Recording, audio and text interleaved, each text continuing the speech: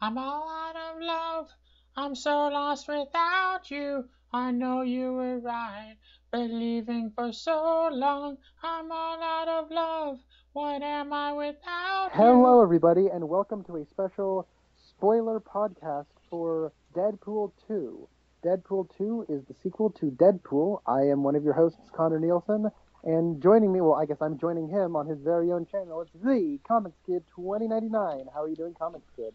I am doing very well. I just watched the movie earlier today, about 5 hours ago, and I just saw the first Deadpool movie like 2 weeks ago, and so the plot of that one's still relatively fresh in my mind. We pick up more or less where that one left off. Wade and Vanessa are in a relationship. They've just realized that Vanessa can have kids, and so now they're trying. And then, spoilers by the way, she gets killed, and then Wade is really depressed, and then he ends up trying to commit suicide. It doesn't work, so then he gets pulled into the X-Men. And then they go on a mission where this mutant kid is kind of causing a scene outside of an orphanage for mutant kids, but it's not the X-Men X-Mansion. And then this kid and Wade end up going to a mutant prison, and then Cable comes from the future. He is a time-traveling mutant from the comics. He is played by Josh Brolin.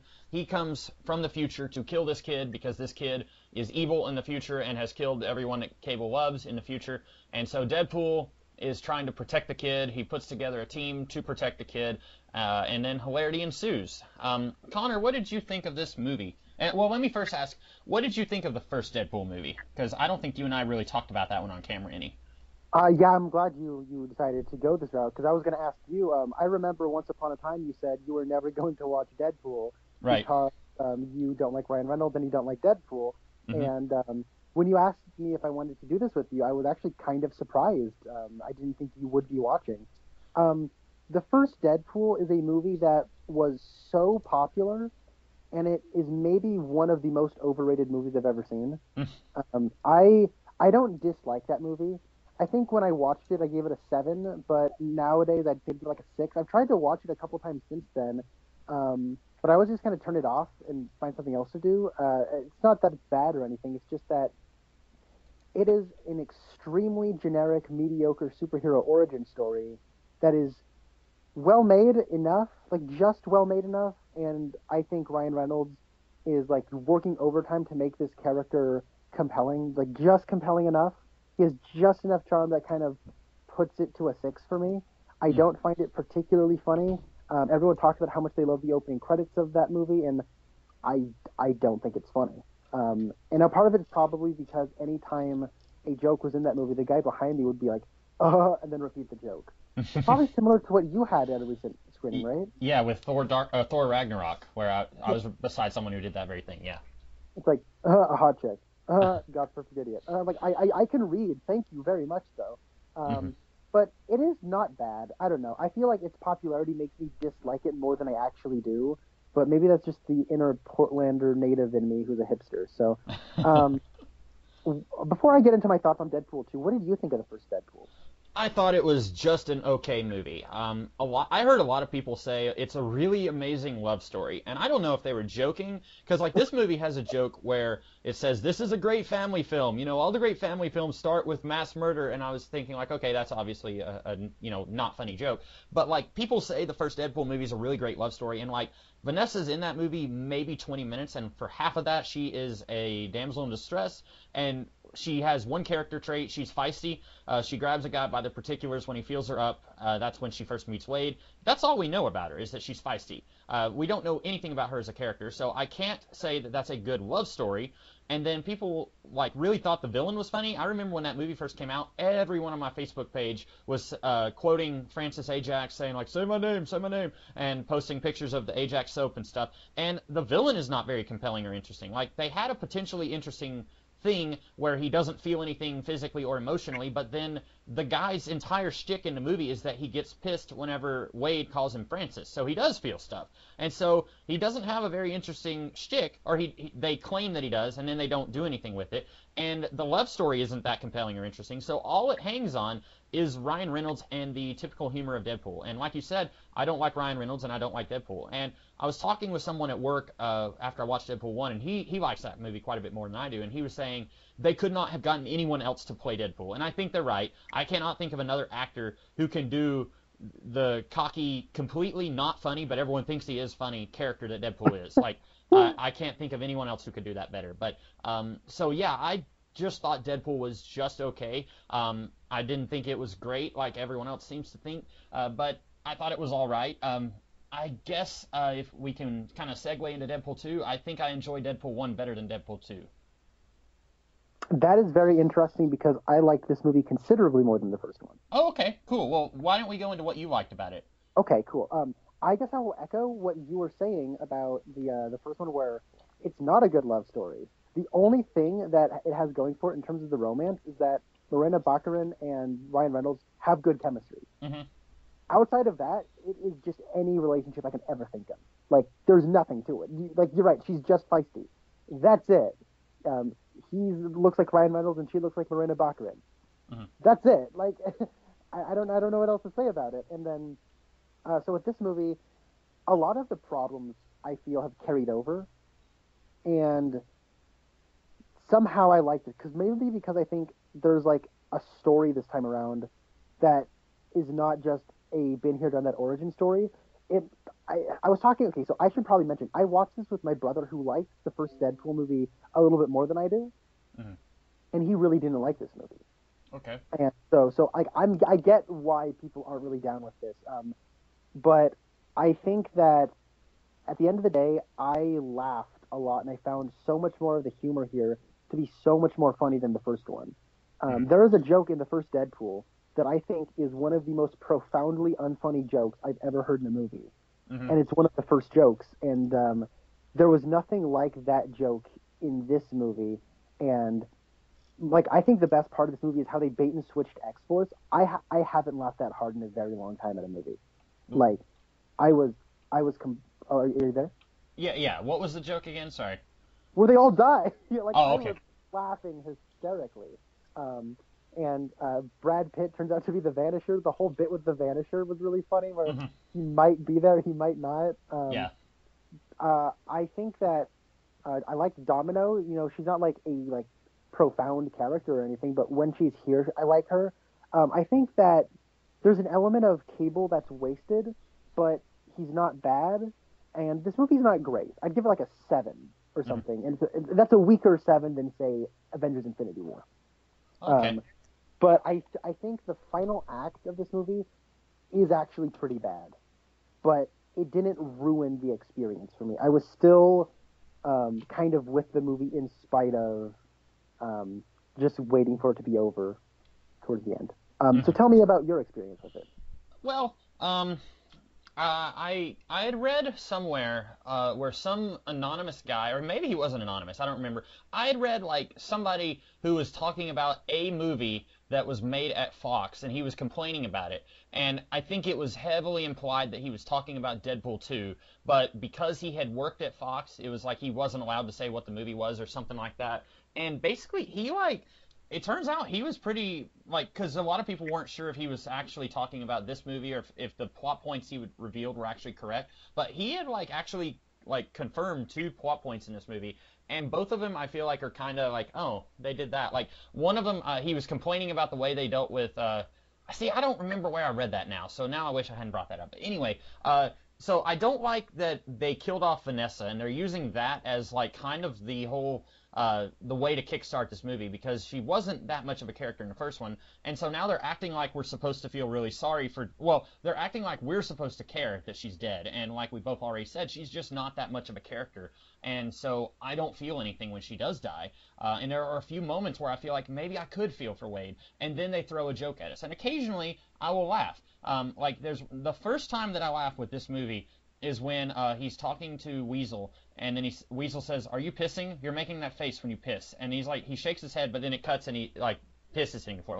I thought that was funny. That was the first moment I laughed at in this movie, and I don't think I'm supposed to be laughing there. I know that they put a joke there, so they think that I'm supposed to be laughing there, but Wade is mourning for his wife, and they throw in a piss joke. and like I want to be mourning for the wife, or I want to try to mourn for the wife, and so like I don't know if she's a wife or not. Maybe she's just a girlfriend. I don't remember. But like I feel like that's just a bad, and that's gonna be a problem when you have a dramedy like this. And I guess we can call this a dramedy because it has significant amounts of comedy, even when it doesn't make me laugh. But then it's also got heavy tonal stuff, like Cable's trying to murder a child, and Deadpool's trying to protect the kid, and then like Deadpool's also mourning for his wife, and then Cable's mourning for his family. So like there's a lot of heavy stuff there, but then it's also trying to throw in like jokes about cocaine and jokes about Wade peeing his pants and stuff like that. And so it feels like it doesn't know what it wants to be, if that makes any sense. Spencer had a very similar reaction.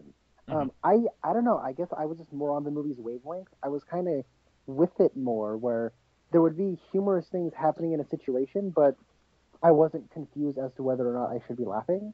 Hmm. Uh, like I can laugh at something, but it not rob from the drama of the situation. Yeah. Um, but that's kind of, I think, a taste thing. Like I completely get why you're feeling the way you're feeling. Yeah. Um, Uh, Go ahead. I will say, I guess we're just going to kick this all off on the negatives. This movie's really ugly to look at. So is the first one, but this movie cost over $100 million, so I'm going to get more angry about it. Um, the CG is horrible in this movie. The part where Domino is like showing off, like where she's like running around and like you see kind of like a domino effect that gives her like good luck, Hmm. where like a car hits another thing and then it goes into a gas station and then a thing falls out of the gas station and like I'm not gonna say it looked Justice League levels of bad, but it looked pretty close to that. Like I was like kind of blown away by how bad it looked. Hmm. And I think, well, I guess spoilers, Juggernaut's in this movie. Yeah. He looks terrible. Like he doesn't look real at all. And like Colossus also doesn't look really real in these movies. Like no part of his clothes don't look real. But he's made of chrome, and I don't know. I feel like he's integrated well enough to where it's like, yeah, I realize he doesn't look good, but I don't think he looks bad. He just kind of looks like a very, like in 20 years this isn't going to look very good, but right now it's kind of passable. Juggernaut looks terrible, and I think a lot of the things in here, a lot of the visual effects aren't up to snuff, and it looks like a really cheap movie from the 90s, like almost like anachronistic sort of thing, where it's like they're trying to do it's like they're trying to be a cheesy, cheap 90s movie, R-rated action thing, and so like the part where Wade has baby legs, like I don't know, it's like it didn't look right. It's like not as bad as Gods of Egypt, where the gods are 2 times taller than the humans, but like I was getting reminded of Gods of Egypt, and it's one of the worst movies of the decade. And I don't like being reminded of that movie. Mm. There's just an overall like everything's just kind of gray looking, and like the color palette of these movies, I really don't like. It looks like concrete, and I know that in a video essay regarding coloring, the MCU was kind of referred to as it looks kind of like concrete. I think this movie looks more like that than the MCU movie, especially now that the MCU movies have started to shoot on a particular camera that has so much color information, and that started with Guardians 2. But like the black levels don't look inky and dark. Hmm. Like I'm thinking of Dark Knight Rises. The shadows in Dark Knight Rises look beautiful, and that is a film that has a similar color palette to this, with a lot of grays and whites and blacks. Hmm. And I don't know, I feel like they put a filter over the camera to make it look like there was smog perpetually in the air, where there was like just dust everywhere at all times. And I think these movies are kind of ugly looking, and that bothers me. But yeah, I'm done with that point. I didn't have that, and I think you always tend to notice those kinds of things more than I do. Like you noticed, what movie was it where, well, Justice League you thought looked really bad, and I never really noticed how bad it looked. And then I feel like there was another one where you were saying that it looked pretty bad, and I couldn't really tell. But then again, anytime anyone talks about the J.J. Abrams Star Trek movies, they always talk about the lens flares, and I don't know how many times I watched the 2009 Star Trek movie. Not a lot, but I've never noticed the lens flares. So like I don't think I ever noticed those things.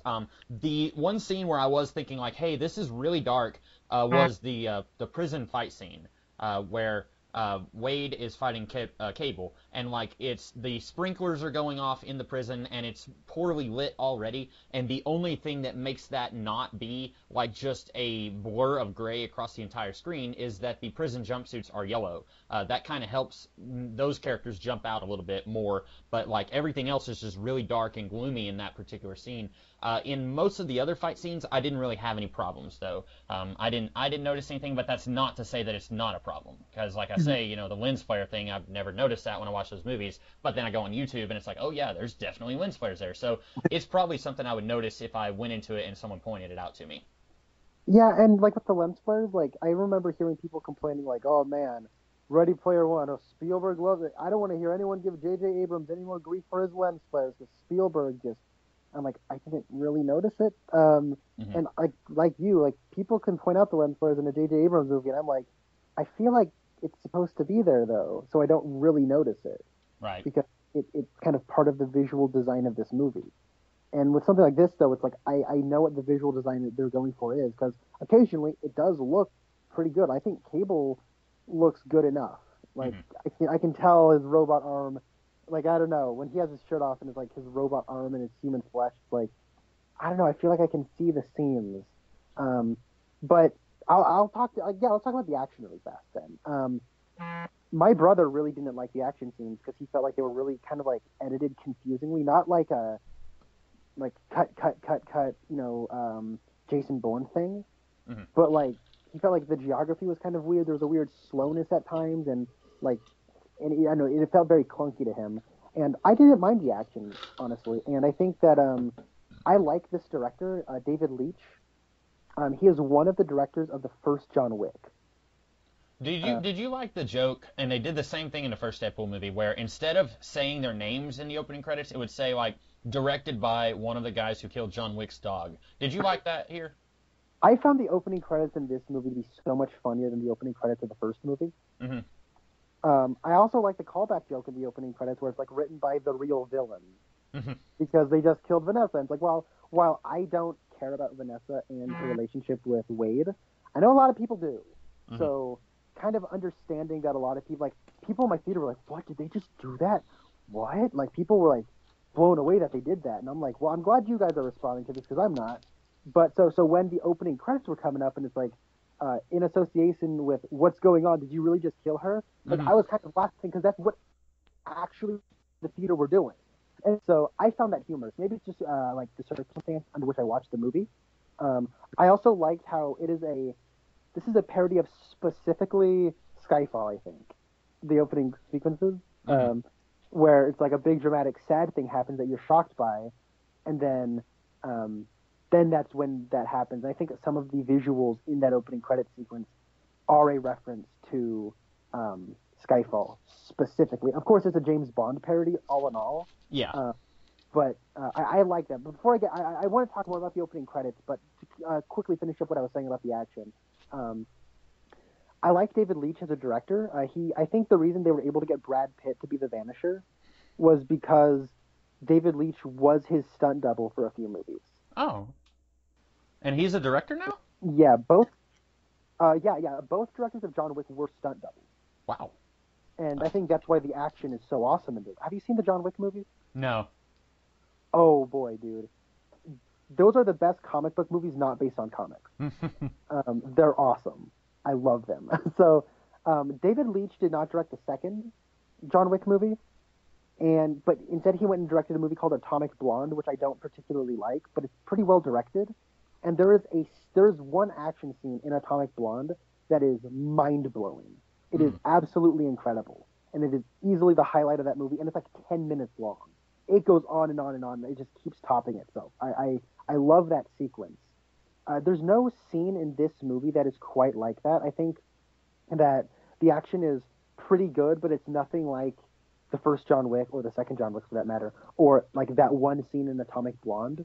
Mm. Um, but it is competent, and it is. I think there's more interesting shots here than in the first Deadpool, where like the scene where it's in slow mo of the guy running to his panic room while you're seeing Deadpool kill people behind him, and like a guy's running around on fire and all that stuff. The Mm. way that shot is executed, like, reminded me of a movie called like It Follows. Mm. Not, it didn't remind me like it was in that movie, but like it seemed like I could be convinced it was the same filmmaker who directed that shot, if you know what I'm saying. Yeah.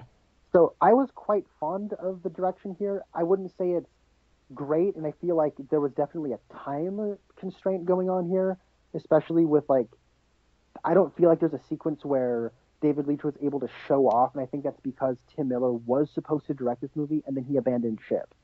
Hmm. That's all I'll say.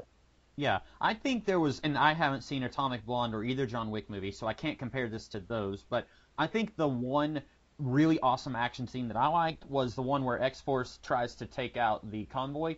I thought that was a really awesome action scene, but I was distracted by these guys are superheroes and they're attacking this convoy in the middle of a city, and I wonder how many thousands of innocent people are dying because like there's this gigantic truck that's just driving through innocent civilians right now. Like stuff like that was kind of distracting me from how good the action was.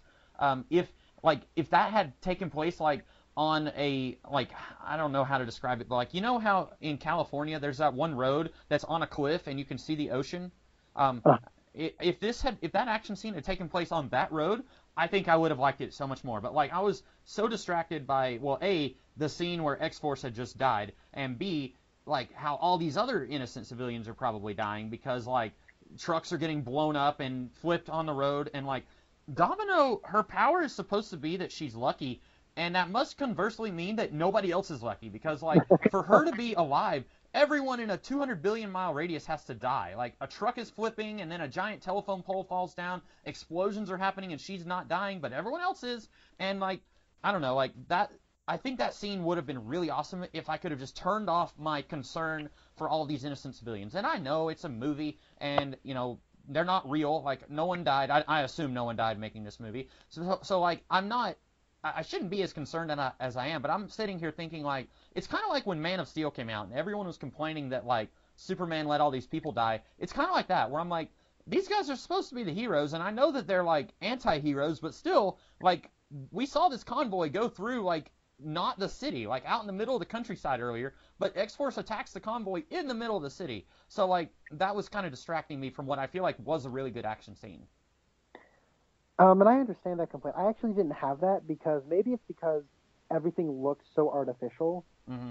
Where I was like, I wasn't considering, oh man, people are probably dying. I was more thinking, yeesh, that's the special effect you went with? Okay.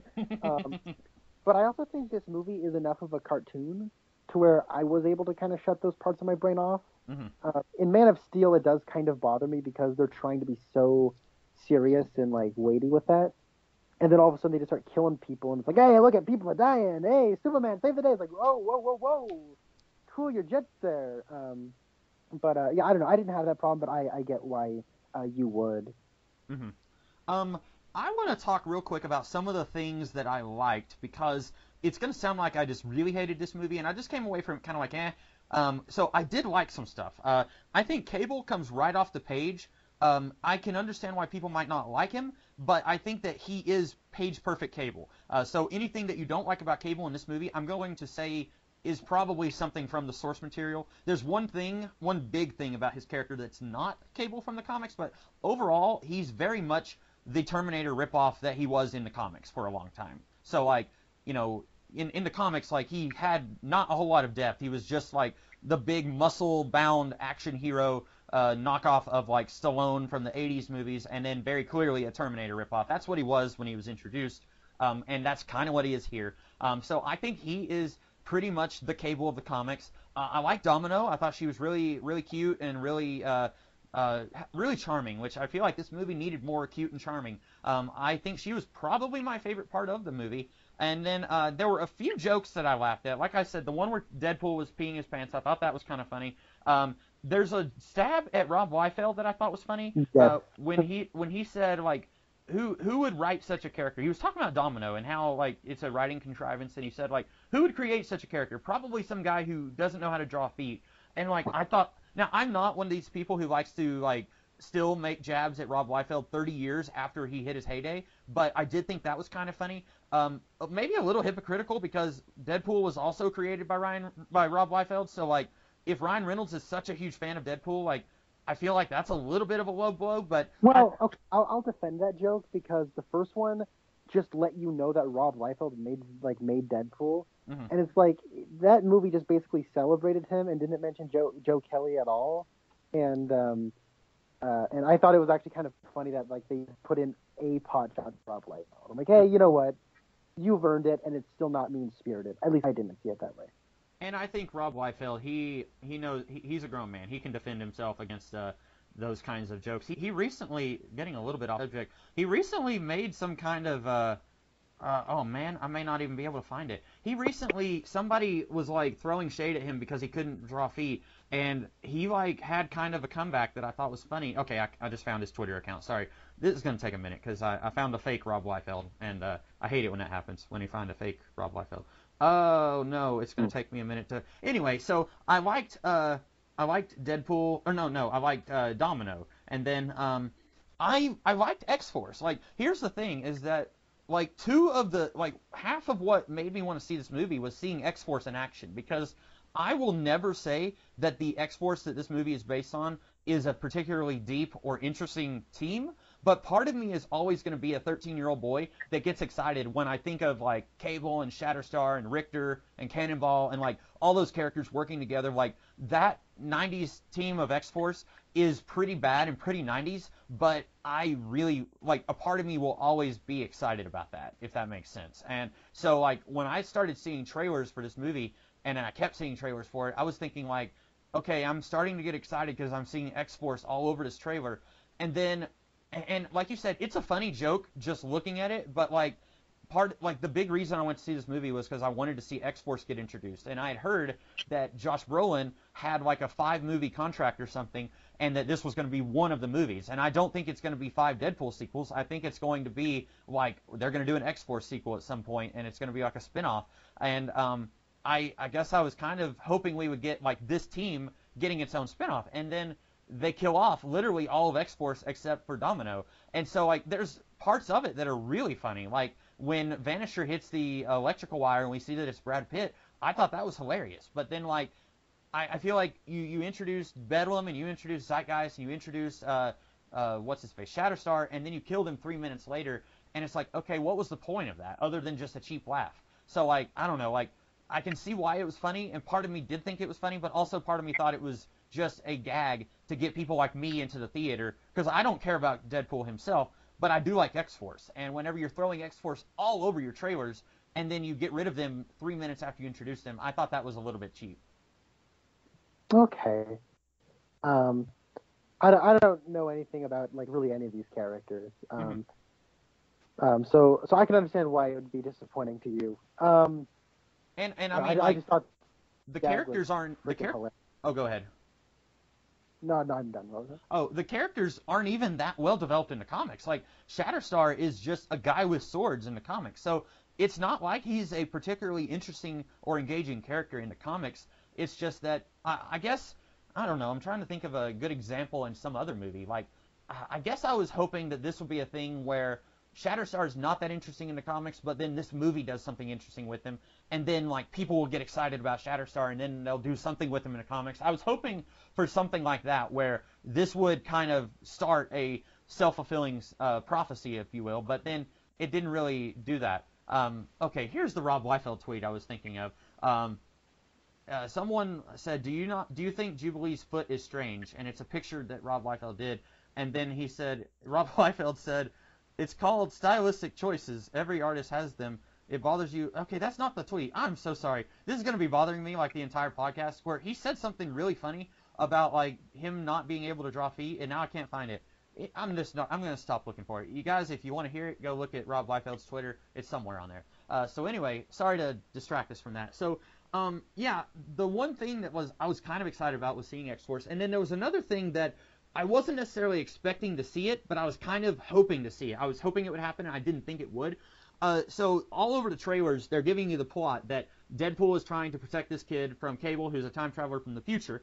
And I was thinking, okay, it'd be really cool if they said that this kid is actually a reincarnation of Apocalypse, and that because in the comics, Cable's future is run by Apocalypse, and he goes back in time to stop Apocalypse from destroying the world and making the future that Cable came from. And so, and also in the comics, much more recently, the Uncanny X-Force team that Deadpool was part of, they went and they killed a kid reincarnation of Apocalypse, and then that was like a big sticking point with Deadpool, and then they ended up cloning the kid, and then that was a whole other thing. And so I thought, hey, it would be really neat if they, like, the X-Men movies, the chronology makes absolutely no sense at all. Every X-Men movie contradicts the one that came before, but it'd be really cool if they could somehow tie this in with X-Men Apocalypse and say that this kid is like a reincarnation of Apocalypse, and then Cable came back to kill Apocalypse, and then Deadpool says, no, you can't kill the kid, and then the kid ends up being evil anyway, and then they have to go and stop the kid. That was kind of what I was hoping would happen. And the reveal, this kid, he is a very minor character who is from the X-Factor comics of the 80s, and I don't really care about the character. I guess that's why they made this kid that character, because he's a nothing character in the comics, so I guess he doesn't matter in the comics, so they can do whatever they want with him here. And I guess I was just a little disappointed that it wasn't Apocalypse. Even though I was pretty sure in my mind that it wasn't going to be Apocalypse, I was kind of hoping that it would be, because I think that would have made this a more interesting movie for me. But they did follow that same structure that you were thinking, right? That's kind of cool. Yeah, it's sort of the same plot, except then, well, I guess I was just expecting the kid to actually turn out to be evil. There was this one thing in the last act of the movie where, like, Deadpool, well, so Cable is saying he's going to kill this guy, and once he kills this guy, he's going to be gone for good. He's going to go down a path of killing people. And so then they go to the orphanage, and Fire Fist keeps trying to kill this guy. I was expecting Deadpool or Cable to just kill the guy for the kid, and then say, okay, he's not going to kill the guy, problem solved. And, like, they didn't really do that. Were you expecting anything like that, or was that just me? I was actually kind of dreading they would do something like that. Okay. And then when they didn't do that, I was impressed with the movie.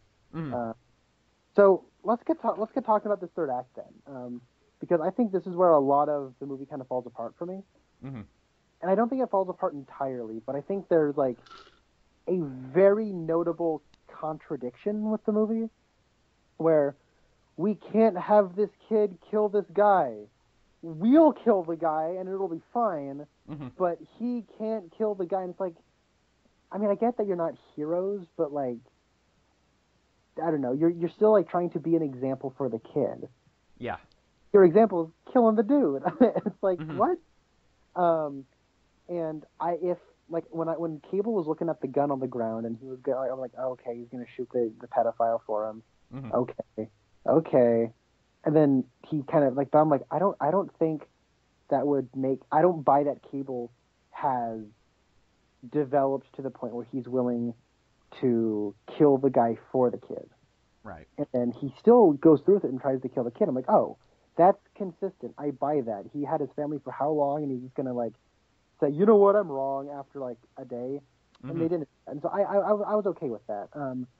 But like the big thing I had an issue with was that whole like, oh, it's okay if we kill them because they're pedophiles, they deserve it. But at the same time, it's like you're trying to tell kids to not kill people, and then you're just gonna kill a bunch of people. Like, I don't know. That was just really strange to me. And also, the Deadpool death scene just went on for way too long. Yes. Way too long.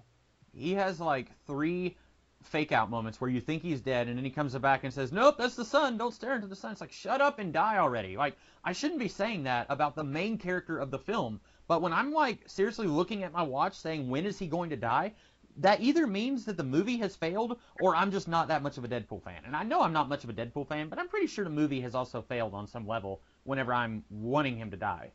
Yeah, the woman next to me pulled out her phone, and I was like, I don't blame you, woman.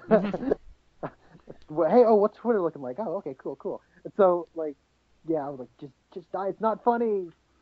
End it.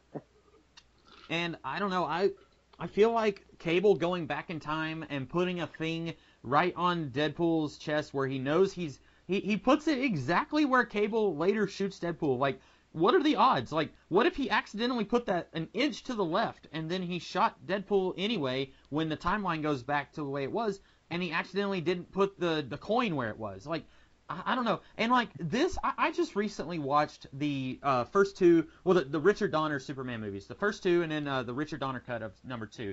And there's a lot of weird time travel stuff in those movies that does not make any sense at all. And I'm seeing a whole lot of that here, where like we have time travel stuff that doesn't make any sense, not only in this movie, but in the context of the X-Men movies, where we've already had time travel used as a subplot and used differently than it's used here.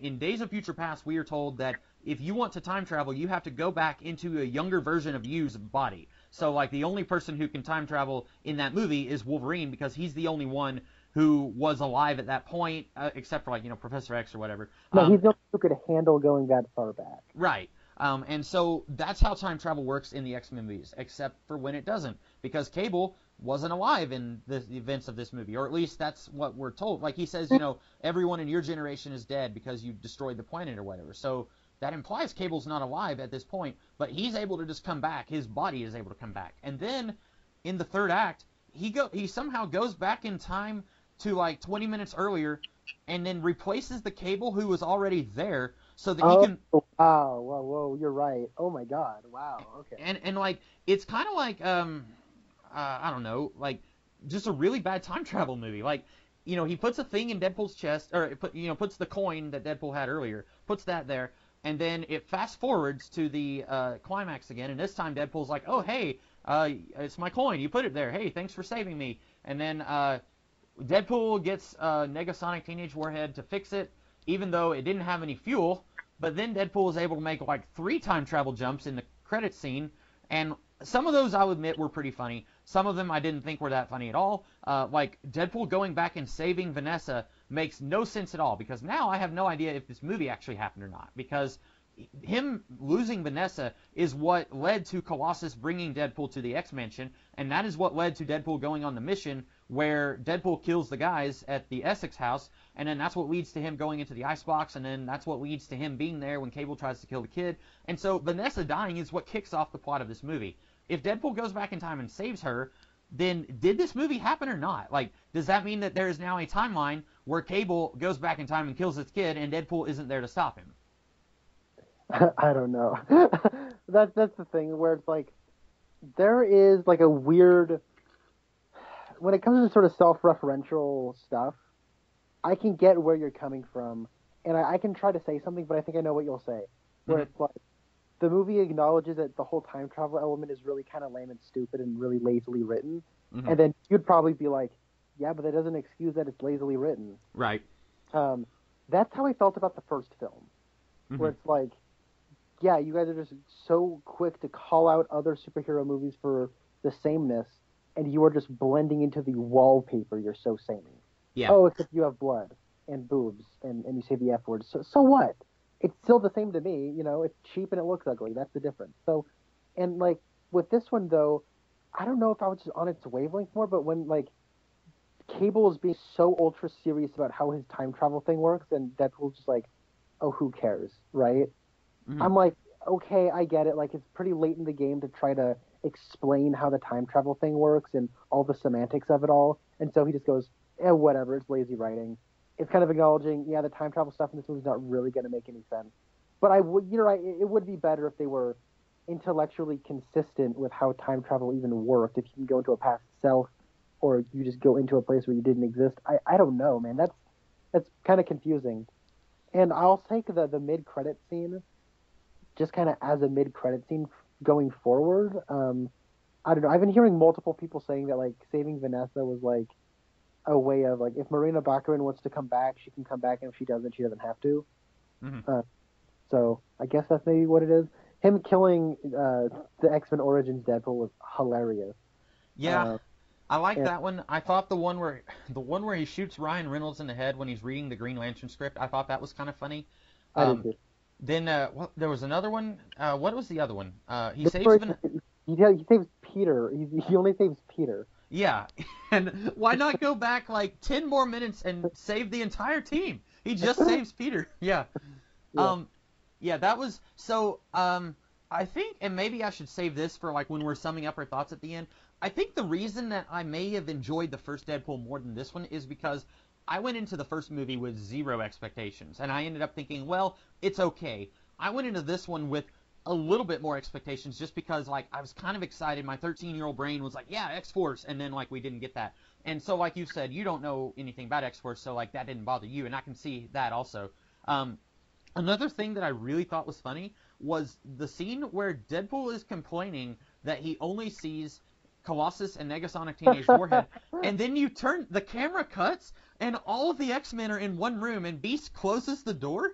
That was maybe the funniest joke in the whole movie, and it's gone before you, like, it was almost a blink and you miss it moment. Like, I could easily see somebody, like, looking down to, like, pick up their drink and completely missing that joke. And, like, right now I'm looking on Internet Movie Database, and it's saying, like, James McAvoy, Nicholas Hoult, Evan Peters, like, Cody Schmidt-McPhee, like, all these people were credited, and I was thinking, like, I don't even remember seeing Cyclops in that room because it's such a blink and you miss it moment. Oh, I didn't even see James McAvoy. I saw Nightcrawler, I saw Quicksilver, and I saw Beast. And I was like, I saw Beast, and it like took a second for me to go, oh, hey, that's Beast. And I was like, oh, wait, there's more than the door closed. And I was like, oh, who was all in there? And so there's a quick reference. I don't know if you like, to anyone who watches this movie and wants to know about Easter eggs in pretty much comic book stuff in general, just listen to street names. You'll always get a famous comic book creator as one of the street names. Yeah, Jerry Duggan is the one that I heard. Yeah, that's the one. Because Jerry Duggan, he just ended his like 5-year run on Deadpool like last week. Okay, wow.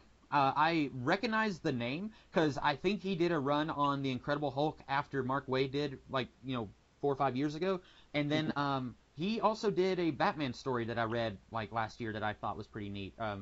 Arkham Manor. I don't know if you read that. Oh yeah, I heard about that. He Okay. also did so there was another Batman issue. It was the one right after Zero Year, but right before Endgame started, and it was just like a one-off where the story was by Duggan and Snyder, but the script was written by Duggan. It was pretty good. So. But yeah, the X-Men showing up here I thought was kind of funny. What is your opinion on Deadpool breaking the fourth wall? It bothers me in the first movie because he's doing it before he's even Deadpool. Yeah. But from the beginning here, he's already Deadpool, so I'm kind of okay with it here. Like, I thought it was funny where he was like, he hears Cable explaining time travel, and he just like rolls his eyes and goes, "Well, that just sounds like lazy writing." Uh-huh. I like the part where it's like, I like the ongoing joke of him getting ripped in half, and like they have to like put him in a bag to drag to the X Mansion and all that sort of stuff. I didn't mind it so much here, but it did kind of bother me in the first movie. How about you? Well, first of all, I just want to say I love that Colossus is literally strong enough to like lift a bus, but then he's dragging Deadpool and letting his head hit the concrete as he's going into the X-Mansion. But yeah, I've always thought that Deadpool's breaking the fourth wall was the most annoying part of his character in the comics. Fortunately, I don't read a lot of Deadpool, but whenever he does show up in another story, sometimes he's like mentioning that he's a comic book character, and I've always thought that was a little annoying. And like you said, he's making jokes like that in the first movie. Like, probably the least funny joke from the first movie was before they start torturing him and turning him into Deadpool. He says something like, "Can you make sure my superhero suit is not green and make sure it's not animated?" And it's like, okay, I get why that's funny to us because he was in a terrible Green Lantern movie, but like, why is this character saying that? And that's something that is never going to get answered because the answer is Deadpool makes fourth wall breaks in the comics, and he does that here because it's a source material reference. But like, I still want to know why the character of Wade Wilson is saying that about animated green suits. And so, unless it's just like unless the Green Lantern movie exists in that world, and Wade Wilson thinks that he looks like Ryan Reynolds or something like that, I don't know. But here, some of them I thought were kind of funny, and then some of them I was like, not as funny. It doesn't seem like he does as many of them where he's talking directly to the audience. Like, the first movie has a few moments where he's like, when he's going into Blind Al's house in the first movie, and his hand has just been chopped off, and he says, when the wrong guy gets dismembered, and then he's like, he says, "I'm living with a roommate. It's this the blind black woman from earlier in the movie," and then it goes back, and then it says, "A fourth wall break in a fourth wall break." That's like 16 walls. He does more talking to the audience in the first one than he does here. Here, it's mostly just like, "That's lazy writing," or like he calls Cable Thanos. Get it? Because both characters are played by Josh Brolin. Ha ha. And then at one point he calls him One-Eyed Willie, or One-Eyed Willie. Get it? Because Josh Brolin was in The Goonies, a movie that featured a character named One-Eyed Willie. So like, Thanos. Wow, sorry, but Cable has one cybernetic guy. Yeah. And so like, I feel like maybe the fourth wall jokes are not as funny here. And I was never too keen on him in the first place. But also, it doesn't seem like there's as many of them also. So it shouldn't bother me as much. fourth wall breaking in this movie comes from narration. Hmm. And There's a lot of narration in the first one, but more of it. But like that movie also had more him turning to the camera. This one has less turning to the camera, and I think more narration. I don't know. I have to go back and watch, but that's what it seemed like it was to me. yeah, and the narration thing, I guess I want to say that's like a reference to superhero movies that do that, and I want to say it seems like that's a big thing in superhero movies, but it's really not, because the first Spider-Man movie does that, and as near as I can remember, that's the only one where you don't really find out who Spider-Man is talking to. Like he starts the movie off, if someone told you this is a happy ending, someone lied, and like that just kind of goes nowhere. And then in the Daredevil movie, if I'm not mistaken, he does a similar thing where he's like, where it's adult Matt Murdock narrating his life, and then it doesn't go anywhere either. Except with that one, I'm kind of okay with it because he's like sitting there dying, and the priest is like about ready to do last rites. So I guess I was in my mind thinking that he was explaining his life to the priest, but I don't think he was. And then Iron Man 3 does it, and that actually does lead to a joke there. But yeah, so Well, also like the X-Men movies always have an opening monologue by Professor X. that's true. Yeah. Oh, and that reminds me of the joke that it kind of bugs me where, like in the first movie, Colossus says, "I'm taking you back to Professor X," and then Deadpool says, "Is it Patrick Stewart or James McAvoy? Because the timeline is so confusing."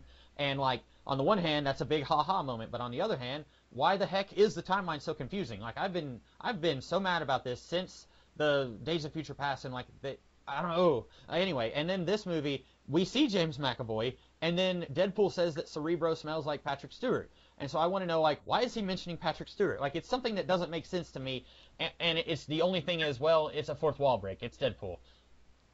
I took this movie to be, and I guess I take those kind of like pot shots at the franchise to be more like, we're not going to worry about making sense and trying to make sense of all this because it really doesn't make sense. So let's just kind of play with the fact that none of it actually does make any sense. That's true. And so, They're never going to be able to fix it unless they do a hard reboot, and I don't see them doing that anytime soon. they could. I think that the deal finally went through the Supreme Court. So Did it? Okay. yeah. That was gonna. I mean, if Disney does end up buying the X-Men and Fantastic Four back, then yeah, they would do a hard reboot probably. But Well, no matter who buys 20th Century Fox, the rights are going back to Marvel. okay. So, one thing that I wanted to mention. Oh boy, actually, I forgot. Did you have anything else you wanted to say? The Oh yeah, Red... no, I'm sorry. I just remembered. Go I ahead. baited you, and now I'm switching. So, the worst joke for me in the first one is at the beginning. He's like, "Hi, you're probably wondering who I had to suck off to get my own movie. I'll give you a hint. It rhymes with Pulverine. Yeah. He's got a couple of nice lumps down under." And I'm like, that is the most profoundly unfunny joke Mhm. I've ever heard in a movie.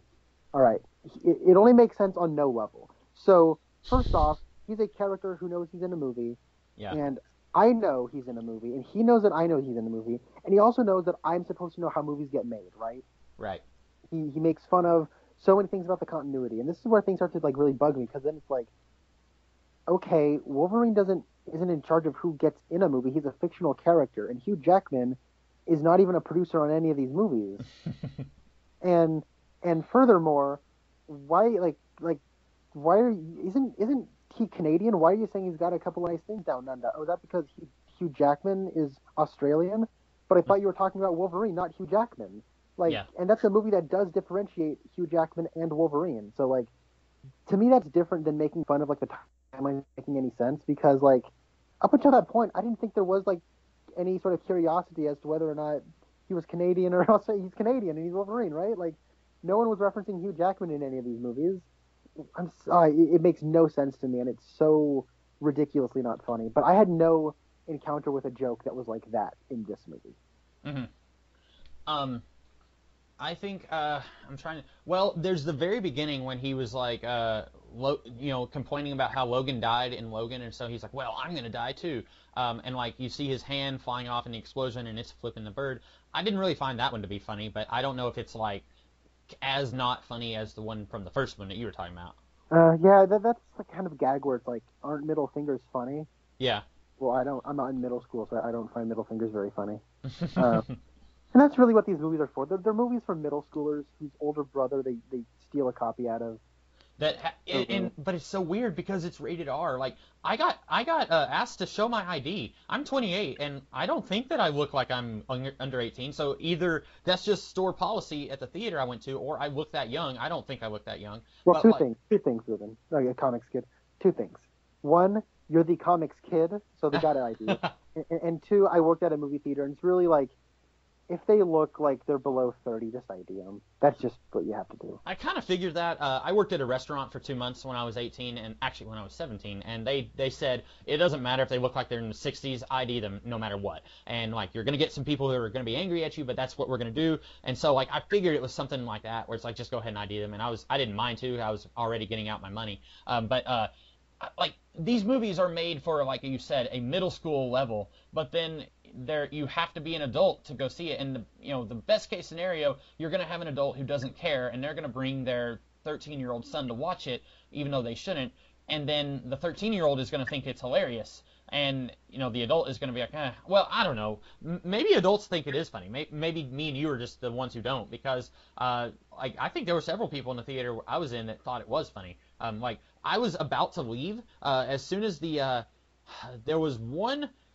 There was one post-credit scene, I think. It was when Deadpool asked, when Negasonic Teenage Warhead fixes the time machine for him, and then he's like, okay, see you guys later. And I was like on my way out the door, and then they start to show another one. And so me and like 5 other people were like standing right there at the ramp, about to walk out of the theater, and we were just standing there watching until that scene ended. And that was where like the Green Lantern and saving Peter and saving Vanessa and then killing the other Deadpool, like all that happened while I was standing there. And those guys standing next to me, they thought that those scenes were funny. So maybe other adults do find this movie and this kind of movie to be funny. I don't know. And a lot of people do. Maybe we're just sticks in the mud who think too much about how a joke needs to make sense and all that stuff. But like, now I will say, I found this movie to be quite funny. Mm-hmm. Like a lot of the way through. I found like 70% of the jokes to land for me. Really? And, okay. And a decent amount of those, like there were like 5 of those that like had me howling with laughter. Uh-huh. And there was like a couple early on that I've kind of forgotten about. Like I found him popping out of a grave and shooting everybody was kind of funny. Uh-huh. I think that's a movie reference. I can't quite put my finger on it. But I thought it was funny. Like, hey, did you remember did you remember to sharpen the butter spreader or something? Mm-hmm. And I'm like, oh, he knows what's happening, so he's making sure to sharpen it. And I found, like, I guess going back to the opening credits, I found the opening credits to be so much funnier than the first one. Yeah. When it said directed by one of the guys who killed the dog in John Wick, I thought that was really funny because like that is kind of like probably more famous in the movie John Wick is just the knowledge that they killed the dog. Like, yeah. That's the thing in that movie that everyone knows. And so it's also kind of funny because they just killed Vanessa, and you're like, how could they do that? It's like, oh, it's directed by one of the guys who killed her. Of course that's how they would do it. So I don't know. I also thought there was some more creative things going around. Like I thought the bit where he goes to the afterlife to talk with Vanessa was kind of neat because it's like this character dies a lot. What if there's actually a couple moments before he gets sucked back to now? You know what I mean? Yeah. And then I actually thought like the bit of the thing with like the toaster strudels and the timer going off was actually kind of a clever way of like you only get so much time with them. Yeah. And I don't know, I didn't find it funny. I actually thought it added a little bit of dramatic weight to that, where it's like in the back of your head that timer is going to go off at any moment.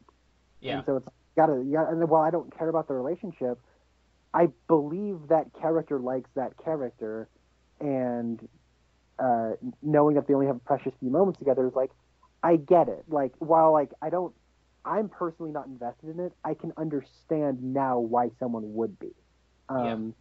So that's where I'm kind of coming from, and I don't know. I found a lot of the jokes would land for me, and I found the action to be better. Like the part where Cable's just like throwing people out, like he's like there's the cells on the truck. Yeah. And he's releasing them. That was kind of cool. Mm-hmm. And the ongoing joke of like Black Tim and how he's a racist, like that was legitimately funny. That was one of the ones I was laughing at. I'll tell you ones that I laughed at when Cable is in Deadpool's apartment and everyone points a gun at him, and then Al points in the wrong direction. I thought that was really funny. When Black Tom said, "I'm Black Tom Cassidy," and then Deadpool said, "I'm White Wade Wilson," I thought that was funny. And then later he said, like, you're racist because you killed Black Tom. I thought that was really funny. And then he just keeps bringing that up. Like in his 15-minute death scene, he said, "I hope that you go on to judge the content of people's character and not by the color of their skin." Like, I was like, okay, that's a reference to Black Tom. And I remember like a year ago, there was some big like article that was saying like Black Tom Cassidy has been cast in Deadpool 2, and I was like, okay, he's probably gonna be the big villain of the movie. Nope, he's in it for like a minute and a half. And like Black Tom is, I don't want to say he's a major X-Men villain. He's been in some X-Men stories. He's probably as much of a Deadpool villain as he is an X-Men villain. But this really does remind me of like X-Men 3 and like X-Men Origins Wolverine, where it's like they would throw a character into the movie for like a minute and didn't have any speaking role, and then it's like, hey, look, it's that one character that you love from the comics, and then people would say, yeah, but we love that character in the comics because they're an actual character, and you're just throwing them in with no speaking roles. Like, it kind of felt like that. I can understand that. I guess it's a good segue. How did you feel about the kid? I thought he was funny. I think he was good. At times he was supposed to be funny, and then he was like when he was doing the rope thing, and then he said, "What does Juggernaut have that I don't have? Don't say legs." And the kid said legs. I thought that was really funny. And then like he's doing the rope thing, I thought that was funny. But he's also you're supposed to feel for him because he's a victim of abuse, and I did feel for him. And like it's one of those no-win situations where Deadpool kills those guys because they're bad guys, and he feels like, well, you know, if this kid goes back into their custody, it's only going to end badly, so I better just kill him now. And then I have to wonder, like, Deadpool is like a crack shot in the first movie. He kills like 11 guys with 12 bullets or something like that. And then in this one, there's only 2 guys that he's supposed to kill, and he misses one of them. But anyway, and I guess that's so that the plot can happen the way it needs to happen. But I like the kid. I thought he was pretty funny. The whole running gag with the pin, at first I didn't get it because I was having a little trouble, and this may just sound like I don't know, one of those typical American snobs or whatever. I was having trouble understanding his accent at times. So at first I didn't understand what was going on with the pin. And then later when he tried using the pin and Deadpool was like, hey, we need to wipe down over here, I was like, oh, okay, gross. I get it now. Like, I get where the pin came from. And I thought it was funny after that. And then one of the other, like, 5 times that I laughed in the movie was when Deadpool has drawn the entire plan with crayons and he was like, he has a butt pin. He will stab you with it. Like, I thought that was really funny. And then, like, they mentioned the high wind speeds then, and then that comes back later. So I thought the kid was pretty good. So I guess he was in a movie called The Hunt for the Wilder People, which was directed by Taika Waititi, who made Thor Ragnarok. Yeah. I have not seen Hunt for the Wilder People. That was like one of 4 movies I didn't see from 2016. I want to watch it now because this is twice it's come up in our podcast, and I like Taika Waititi's direction of Thor Ragnarok, and I like this kid, so I want to see what's going on now. And it also stars Sam Neill, who had a cameo in Thor Ragnarok. And he was Merlin, and in one of those Jurassic Park movies. He was Alan Grant in 2 of those Jurassic Park movies. Oh. Thank you very much. So never forget Jurassic Park 3. So he So I like the kid quite a bit, and I was talking with my brother afterwards, and Spencer did like the kid. That was like one of the things he did like. He felt like it was a pretty kind of ballsy choice to like actually commit to like this is a kid who's like basically a school shooter. Mm-hmm. He's abused and he's going to retaliate, and it's like the cycle of abuse is something that's going to keep on going, and it's going to create Cable, who is in turn going to come back in time to try to kill him. It's the cycle of abuse. Yeah. And the idea that like in safe, but even the worst of us can do it. Like that's actually a bizarrely optimistic outlook. You know what I mean? Yeah. So that was kind of sweet, and I liked I liked the kid's acting. He got that little Australian accent. And I think he is from New Zealand. Oh my goodness, you are right. I don't know if they actually get offended at that. I know there was a movie where someone was like, "Oh no, you didn't," but I don't know if they actually get offended about that. It's an ongoing joke in Flight of the Conchords too. Oh, okay. No, we're from New Zealand. Oh yeah, Hobbits, right? Oh yeah. I don't remember that. That's good. I love Flight of the Conchords. I haven't seen all of it, but I've seen quite a bit of it. I like that show. Well, Wasn't Taika Waititi involved with that also? Yeah, I was going to say Taika Waititi, director of a few episodes of Flight of the Conchords. Yeah. I was going to say something about the kid. I really like all of the serious stuff in this movie. Like, the kid is a victim of abuse, and they don't ever make fun of that. Like, they take that completely seriously, as far as I can remember. And then, like, Deadpool has lost someone close to him, and Cable has lost someone close to him. Actually, two people close to him. I really wish that they had played those parallels a little more, because by the end of the movie, like, they're hugging, but Cable doesn't really like Deadpool, and Deadpool is just playing it off like, oh, it's a big joke.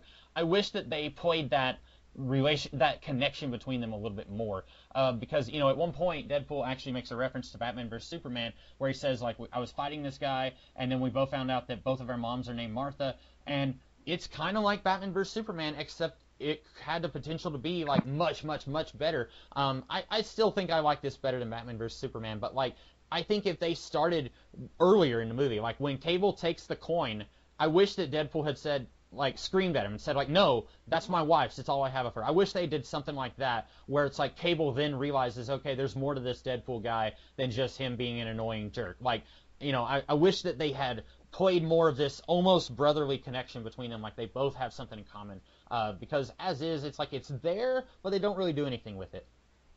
Yeah, no, you're totally right. Like that, like I was feeling that, but I think you articulated it better than I could have. Mm-hmm. The moment that really sunk in for me is in the do-over, he puts the coin in his breast pocket. Yeah. But the first time, it is just kind of a lengthy flat shot of them just kind of standing next to each other, and it's kind of awkward, and they don't really know what to say to each other. Yeah. I think the idea is supposed to be like, oh, it's Cable and Deadpool. They don't really like each other, but they kind of like each other. You know what I mean? Yeah. I thought that scene was weird. Oh, go ahead. I didn't feel that. It was just kind of awkward, like, oh, they really don't have much going on together, do they? Mm-hmm. And then when he does do the do-over, it's like, oh, okay, I get why he's doing it. He's like, this person just saved my wife. Now I'm going to use his wife's token to save him. Oh, it's like poetry. It rhymes. Cool. And so, and I think that's kind of fine from a narrative standpoint, but like their overall relationship did have those moments where it's like, I don't know, something's lacking here. Mm-hmm. I thought it was weird, like, when they were standing there talking to each other, and Deadpool's like, hey, what's with the hobo bear? And it's like, it belonged to my family, and it's like, oh, I wish I could go back in time and not say that, and then it's like, you guys, the kid is walking into the school right now, like, throwing flames everywhere, and you're just standing there talking, like, you just said you have 30 seconds to save the kid, and you guys are wasting time, like, and I get they're setting that up for later when Cable saves him, but, like, I was thinking, like, there's a kid in there about to commit murder, and you're just standing here talking.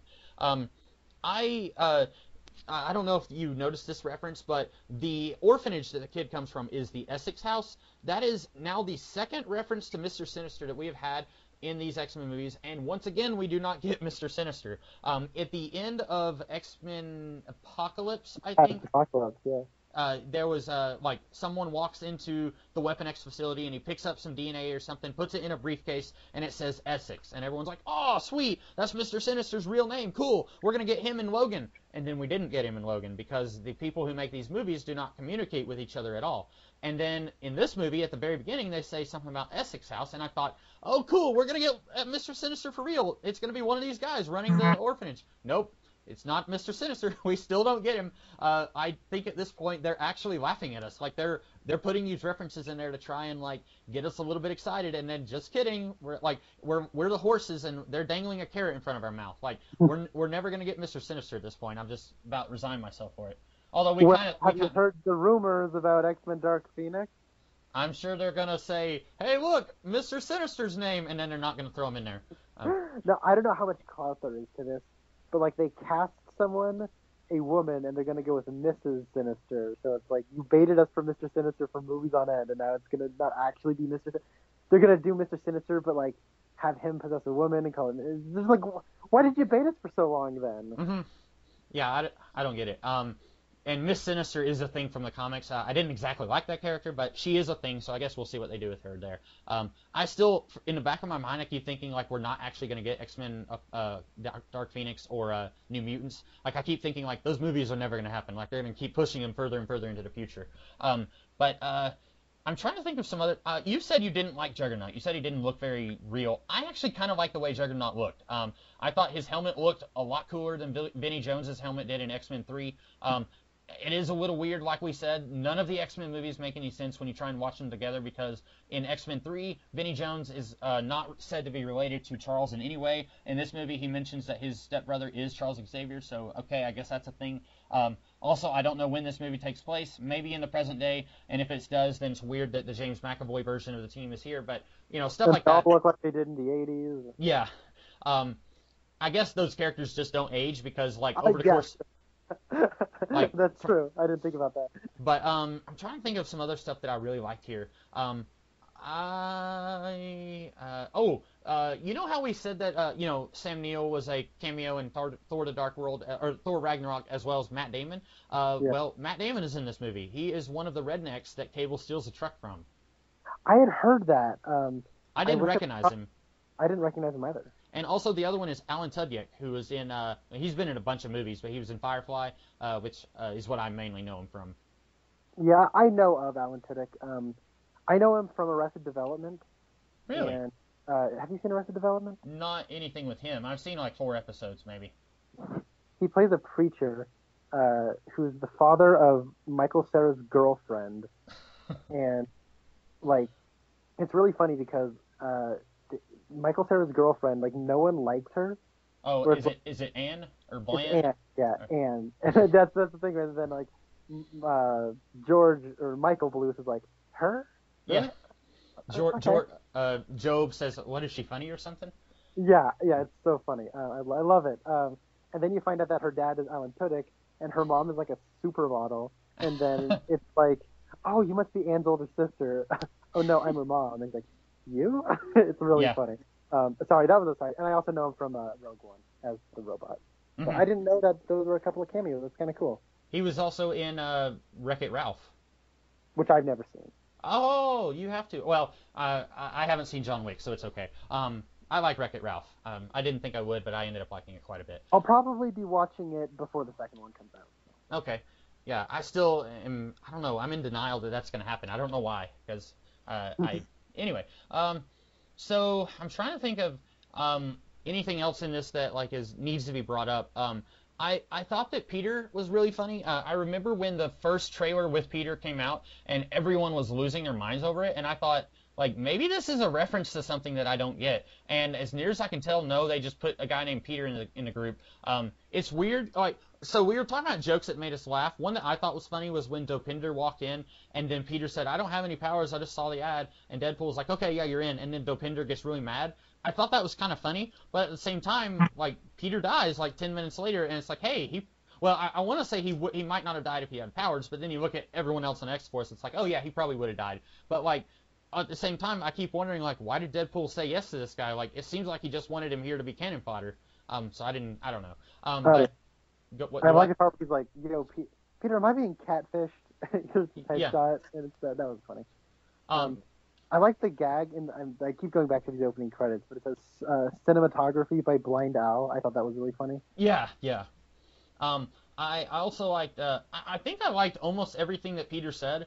Unfortunately, almost all of his lines were in the trailer. So, like, there's the part where he says something about melanoma. There's the part where he says, "I don't have any powers, I just saw the ad." And then there's one part where in the trailer, Deadpool calls him Paul, and then he says, actually, it's Peter. And then in the movie, he called him Gary, and he says, no, it's Peter. I noticed there was a few lines in the trailers that did not make it into the movie. Did you notice that? That's becoming more and more common, especially with comedies that are relying more and more on improv. Okay. They'll do like different takes or like different line readings. I think the most notorious at this point is part-time. So from Indiana Jones. Yeah, because of the Mr. Blinken video. Why did he say it so funny? Part-time. You're a professor. Part-time. I can't do it. I can't deal with it. I forgot about that. Wait, you're a teacher? Part-time. That's how it is. Oh, it was better in the trailer, right? Yes. Part-time. Oh, man. In one of the Deadpool trailers, he said, when he comes in and she's looking at him real mean and he's explaining why he's late, in the trailer he said a line that I thought was like extremely, just really badly not funny. He said something about, "I was taking all of the gluten on the planet and throwing it into outer space so that it can never not hurt us again." And I thought, oh, that's not funny. Like, I don't even, like, I don't get it. Like, I don't know if they're like making fun of people who are gluten intolerant, or if they're just like making fun of people who make fun of people who are gluten intolerant. Like, I wasn't sure where the joke was, and then I kind of relieved that that joke wasn't even there. And like, I don't care. Like, I can eat gluten, but I'm not gonna make fun of people who can't. Like, so I didn't really get that joke, and I was kind of not glad because I think the movie is still just kind of there. But I was kind of like, oh, cool, they didn't do that stupid joke that wasn't funny. Well, it's funny because, like, I mean, I was waiting for that too because I knew that you saw that in the trailer and was like, whoa, that was not funny. Hmm. So when I was in the theater, it's funny because, like, he comes up with, like, three excuses, like, traffic, and she's not buying it. Hmm. And at no point did he say the gluten thing. And then I was like, oh, comics kid's probably very happy right now. Uh, so I Yeah. didn't really have anything more to add to this movie. I did like it, but it's not great. Unlike the first movie, I'll probably not be like rolling my eyes when I buy the Blu-ray of this. I own Hmm. all of the X-Men movies on Blu-ray. So Hey, I own well, I actually I have all of them not on Blu-ray, but I have all of them except for Deadpool 1 on DVD. This is one that if I ever watch it again, I'll know what to expect, and so I won't have my hopes nearly as high. And I'll still be a little disappointed because I was kind of looking forward to seeing X-Force do some cool stuff.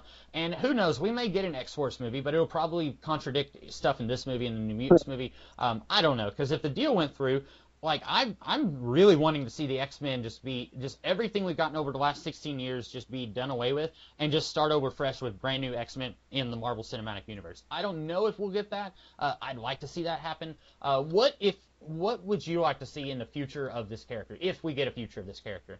I think when, like, the day they bought Disney, Bob Iger, who's the CEO of Disney, said something to the effect of, "We're gonna keep Deadpool rated R and probably separate from everything else." And I'm thinking Hmm. that's probably the best thing to do. As far as the other X-Men movies, it's kind of a shame because it's like I would be fine with a full reboot at this point, but at the same time, it's like they have a really good cast. Like, I don't think you can top James McAvoy um, as Professor X right now. Hmm. And I really like, Michael Fassbender. yeah, Michael Fassbender. I think Sophie Turner is great to look at, and I really like Ty Sheridan for some reason. I don't know. I like Ty Sheridan. He's just kind of like generic man, but he's working for him. I don't know if you've seen the Red Letter Media Half in the Bag on Ready Player One, No.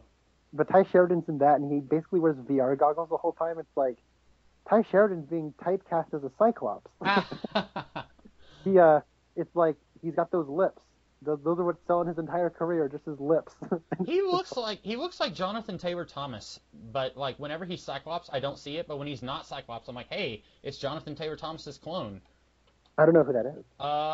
Let me make sure I'm saying the right guy. He was in Home Improvement back in the day, and Oh, okay, yeah, I don't know anything about that show, so you're okay, probably right. he does look like him. I'm gonna send you a picture of this guy because he looks like he could be Ty Sheridan's brother. In fact, right now I'm looking at a picture and I was having trouble telling it. Oh wait, that's not him. Well, that is from. Okay, I'm sending it to Connor right now. The magic of podcasting. Um, And you too can play along if you type into Google Jonathan. Go to www.google.com. Okay, yeah, we're doing it right now. Okay, so I just sent him a picture. So, I mean, I don't want to take away from anything, like, anyone who likes Deadpool, I don't want to take away from their joy, but I wish they would just completely wipe the slate clean. I know it feels like they just got started on Deadpool, and Ryan Reynolds has been working, like, half his career to get a Deadpool movie made. He's made two now. They've both been pretty underwhelming to me, so I don't have to see any more of this version of Deadpool. I would be fine if they said, after X-Men Dark Phoenix and after New Mutants, no more from the Fox universe. Just completely wipe the slate clean. And let's just say, okay, after Avengers Infinity War Part 2, or after whatever they're calling Avengers 4, after that, let's just introduce the X-Men with brand new actors into the Marvel Cinematic Universe and just have no connections to this universe. Because I think that'd get really confusing if it's like, okay, we're getting rid of all of the X-Men, we're bringing in new X-Men, but we're going to keep Deadpool. Like, I feel like that'd be a little confusing to me. Maybe other people wouldn't mind that as much. Yeah, I don't know. I feel like Deadpool he's detached enough to where it's fine. But oh well. My phone's about to die, so. Oh yeah, well we'll need to go ahead. Before it dies, what do you think? Do you think Jonathan Taylor Thomas looks like Ty Sheridan? I do. Okay. He does have the same features. No wonder he was the teen heartthrob of 1993. I don't know. Yeah. That's all I know about Home Improvement is that the kids became teen heartthrobs, Oh and yeah. also Tim Allen. Yeah. And the guy who looks over the fence. I don't know that much. I was a Oh kid. yeah, yeah. By the way, I do know that thing. Yeah, yeah. Okay. There's a few things. I think Pamela Anderson was in there for a little bit before Baywatch or something. I don't Oh, I did not know that. know. I haven't seen any Home Improvement, so I wouldn't know. Hmm. Well, so that's our thoughts on Deadpool 2. And does Solo, a Star Wars story, come out this weekend? It does. What a Okay. week later, Solo. Well, I will probably be watching that a week from today on Monday. I work Tuesday through Saturdays now. I'm off on Monday, so I'll probably be watching it next Monday, and maybe we can do a podcast next Monday if that works for you. Sounds groovy. Okay. And then I don't know what is coming after that this year. Probably like the something in December, right? There's Venom. I'll probably watch Venom. That's going to be a train wreck that I'll enjoy. Um, Well, I don't know about you, but Jurassic World is coming out. Oh, I don't know. That movie looks pretty silly, but then again, I had my hopes up for genetically engineered dinosaurs carrying rifles, and that was a rumor before we got Jurassic World. And so I think no matter what happens, I would be disappointed by those movies because it won't have genetically engineered dinosaurs carrying rifles. Um, Yeah, I don't know. We'll keep the slate open, right? So you see mhm. what's kind of. I don't know if you're even remotely interested in Aquaman. I'm Oh, I only. forgot about Aquaman. I'll watch it. I don't know if it's good, but I'll watch it. It's the only hope I got for it is James Wan is directing, and I like James Wan, so. Yeah, I like Aquaman in theory. I don't have a whole lot of Aquaman books on my shelf, but I like the idea of Aquaman, and I want to have good DC movies. And so far, there's like a 25-75 chance that we'll get a good movie. I don't know if that's how you say it. I'm saying there's not a good chance, but I'll watch it. So yeah, that I forgot about that. I forgot that was even a thing because yeah, so those we've got a few more podcasts coming this year. So in the meantime, you'll be seeing us probably next week when we talk about Solo. So I am the Comics Kid 2099, And I'm Connor Nielsen. and we'll see you guys I'm later. Have a all good out one. of love. I'm so lost without you. I know you were right, believing for so long. I'm all out of love. What am I without you?